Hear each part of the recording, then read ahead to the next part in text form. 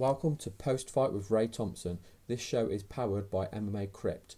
For more interviews and podcasts, please subscribe to our YouTube channel, MMA Crypt. You can also follow MMA Crypt on Facebook and Twitter. It's at MMA Crypt on Twitter and MMA Crypt on Facebook. To follow me, it's at MMA Mental on Twitter, Ray Thompson on Facebook. I'm now joined by Zak Cummings.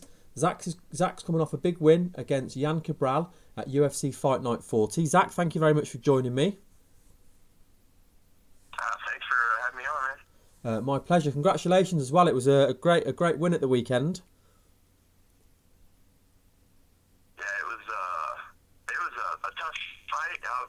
Pretty happy with my performance and everything. So I don't know. Yeah.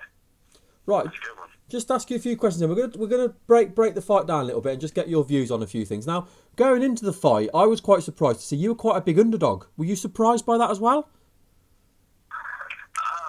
I always go into a fight expecting to be the underdog. I was blown away by the odds when I saw them, but I mean that's guys who just kind of sit at a desk and don't really know much. I think make those odds, so it didn't really bug me at all. But I don't know. I figured I might be the underdog since he had almost all 10 finishes and undefeated and everything, but the actual odds did definitely catch me off guard. I just kind of found it laughable. Yeah, because even though he was undefeated, you've been around the scene for a long time. You're very experienced. You'd fought, of course, at a bigger weight class, and you'd faced tougher opposition. So he was undefeated, but he hadn't faced the caliber of opponent that you would face. So I was quite surprised by the odds. Yeah, I don't know. I knew I was going to be probably the toughest guy he's ever fought, but most people don't look at all that stuff and everything. So I don't know. It just shows you. Really, odds are just odds, and they. I don't know. I guess this gave someone a better chance to make some money off me, I guess. Now, you dropped Cabral quite early, but after dropping him, how surprised were you to find yourself in the triangle? The triangle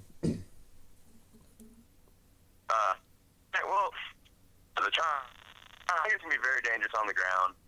It did surprise me that he was able to catch that as fast as he did, but I had a good angle defensively on there, so it really wasn't tight, even though it looked pretty tight. It wasn't choking. It had me locked down, in the position pretty well and stuff, and he was able to land the elbows. But the choke itself really wasn't tight, and then it just kind of I had to start posturing up and to start to defending to get out. So I don't know, but yeah, it definitely caught me off guard a little bit how fast he was able to get it, but earned my respect for him very quick. Now, the first round was pretty close, but Yan Cabral finished the round pretty strong. How frustrating was it for you after such a close round to end the round in that way?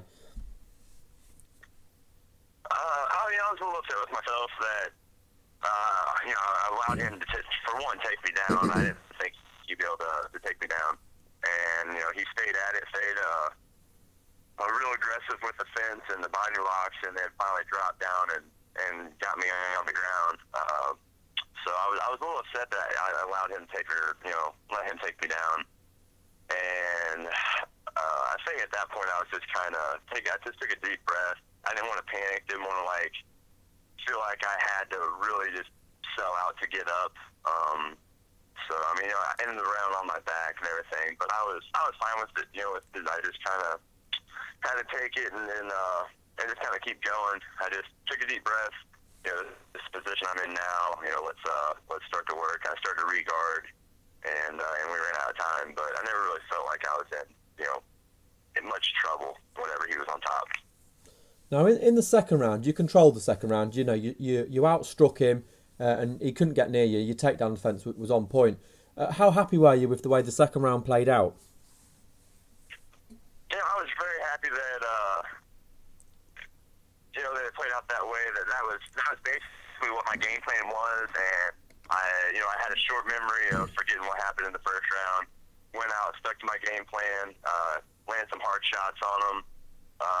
Ended the round on top, got the last takedown and everything. So that was basically my my game plan was to land some hard shots, try to knock him out. If it was unable to knock him out, then just keep him defensive, stop the takedown, and then get my takedown at the end of the round. That's exactly what happened.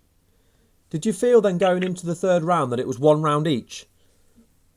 For sure. I knew. I felt good. I wasn't panicking. I was thinking like, oh God, I have to win this round.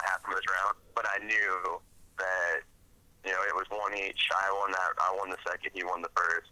It came down to this third round. But I just tried to stay composed and calm the whole fight, and just try to go out there and repeat the second round. Now, in the third round, you certainly seemed the fresher, stronger fighter. Do you feel your cardio played a big part in this fight? No, I felt my cardio felt phenomenal. I definitely felt very good with my lungs and my wind that I had in the cardio. My body, I was definitely, when I had his back and trying to stretch him out, I definitely used a lot of power and strength in my forearms and my legs, trying to flatten him out and get on his back for the length that I did. And I was definitely had a good pump, and those were pretty burned out, but my cardio felt great. Now, when it went the distance, how confident were you that you had won the decision? I felt good. I knew I won the fight. When it comes to decisions and judges, you never really know what to expect. So, good thing we wasn't in Vegas, I guess. That's whenever you see a lot of crazy decisions. But I felt good. I really thought I won the fight. I thought I was going to get the decision. But, I didn't finish him. I let it go to the judges. You kind of have to be expected for anything to happen at that point. So I was still very, very happy when they called my name, but I expected it. But you have to be prepared to lose a decision at any time you don't finish somebody. Now you've since you've been in the UFC, we've seen you at welterweight and middleweight, and of course you had the issue earlier on in the year where you missed weight for one of your matches. Will you be staying at middleweight now? No, I'm going to stay at welterweight for sure. I'll be at 170 the rest of my career. The thing that happened in China was it was a fluke deal that should have never happened. It was I really don't want to get in too much. I should have taken the fight. It was on me. I thought I'd be able to cut the weight. I cut 42 pounds and still didn't have still wasn't able to make it. It was just that was 100% on me of not being smart and thinking I can do something that I really couldn't do. My body wouldn't allow me to do. But I had a lot of personal stuff happening to where I was walking around a lot heavier. I think I was like 217 when they called me for the fight on like 3 weeks notice. So that was 100% on me. Definitely keeping my diet in check, and I was already back in the gym yesterday working out again. So I'll have my walking weight under control, and I'll only accept what I think I can do and what my body will allow me to do. And so it was I learned an important lesson and everything for sure. But no, 170 is where I belong, and that's where I believe I'm going to perform the best at. So after all that drama in China, then how nice was it for you to just get back into the octagon and get an impressive win behind you? How quick do I want to get back again? Sorry, after all the drama in China, how nice was it for you just to get back into the octagon and do what you do and get that impressive win behind you? It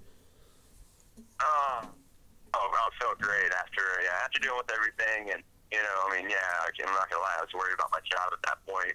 I kind of tried to get a hold of him and everything, so kind of let them know what all was going on and everything, and that I'm ready to go whenever they need me. He said he was having a hard time finding anybody that would fight Yan Cabral, and had a fight for him here in a few weeks if I wanted it, and I jumped at the opportunity.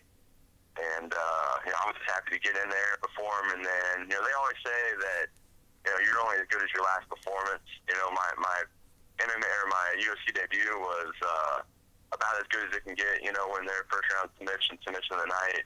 But, you know, my next performance that people knew of was the China deal, so I need to get that erased real quick. So now, I mean, basically, if they say get your last performance, I'm going off this win with Cabral, and I'm pretty happy with that, and just can't wait to see who they give me next. Yeah, you've bounced back, like you say, in style. You need to get that. You need to get away from what happened in China, and you've done that. And people are going to be talking about this now rather than that, which is the right thing. So how did you feel after the fight? Have you got any knocks, injuries? And when ideally would you like to get back in?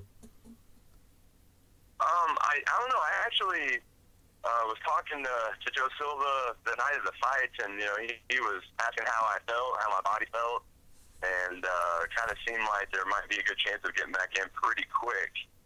So I don't know. Well, hopefully I'll be in there pretty soon actually and have a fast turnaround. You know, I feel good. I feel healthy. So we'll just kind of have to play it by ear right now. So kind of see what he has, you know, what he's working on and what he feels that would be good for me. And, you know, if everything works out, then we'll jump on it. Is there anybody you've got your eye on that you'd like to face? You know, I really don't care that much. I don't really have anybody that I don't know, like no one really stands out enough for me to really care to call out, I guess. I mean, there's a lot of guys in the division. There's you know, a lot of guys that I feel like I can beat. So it really doesn't matter to me. I'm not one of those that I want to just keep calling some guy out because, I mean, you never know who has fights set already, who doesn't, and everything. So, you know, I'm not going to emotionally get invested with, you know, some other guy of trying to, you know, really want to fight somebody and then it doesn't happen. I have to fight someone else, and then you just have to kind of get all upset about it and everything. So it's really not a big deal for me. I'll just go game, you know, whoever they be next. Well, thank you very much for giving me your time today, Zach, and congratulations on picking up the, you know, your second UFC victory. So what was that? Sorry. Thank you very much for giving me your time today. Congratulations on picking up your second UFC victory. Thank you. I appreciate it. Before we let you go, I just want to give you a chance to do some shout-outs. So let the listeners know about your Facebook and your Twitter, and then anyone you'd like to thank. Yeah, definitely follow me on Facebook and Twitter at Zak Cummings. My Instagram's on there as well. Make sure it's Zak, C-A-K. Yeah, there's no C in my name. But, so, yeah, follow me on Twitter, follow me on Facebook. I try to interact with, you know, most of my fans as much as possible. I try not to blow too many people off and answer any questions I can. I definitely want to thank my gym here in Kansas City, Glory MMA and Fitness. My manager, Joe Wooster, one of the best managers out there that I trust with, you know, everything I have with my career. He is a great guy and everything. Rennie Russell, my chiropractor, that guy is, I mean, he works magic of keeping your body in check and everything. It's amazing. Brian Wilkerson at the yard at River Marquee CrossFit for my strength conditioning that definitely kind of helped me pull through everything. And then, you know, all the sponsors I had in my fight, you know, the Throne, Dynamic Fastener, MMA AdNet, Gateway Auto Plaza, NerdCoreMovement.com, you know, everybody there, Former Helmets, everybody that helped support me for this fight. I really appreciate it. I can't wait to see you step back into the cage again, Zach. Thank you very much. Thank you.